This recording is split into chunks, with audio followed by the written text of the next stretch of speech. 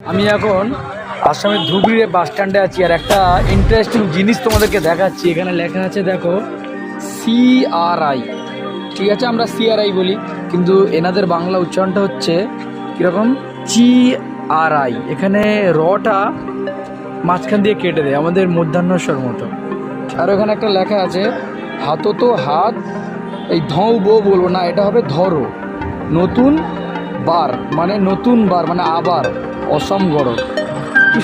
যেমন এখানে লেখা আছে ধুবড়ি হবে, এটা রটা মাঝখান থেকে কাটা, ওটা আমরা বলবো ধুবড়ি, কিন্তু এটা ধুবড়ি। মোস্ট ইন্টারেস্টিং, এখানে আসামের টোটোর নাম্বার হয়, এই টোটোর নাম্বার আছে, টোটোর ট্যাক্স রেজিস্ট্রেশন সব দেন, তাই তো? আমাদের বাংলায় কিন্তু টোটোর ট্যাক্স রেজিস্ট্রেশন কিছু দেওয়া হয় না, অবাক হচ্ছে। একদম ধুবড়ি মিউনিসিপ্যাল থেকে পারমিশন নিয়ে তবে না টোটো চালায়। ট্যাক্স ইন্স্যুরেন্সের জন্য আপনাদের টাকা পয়সা সব নিয়ে যেত। Thank you.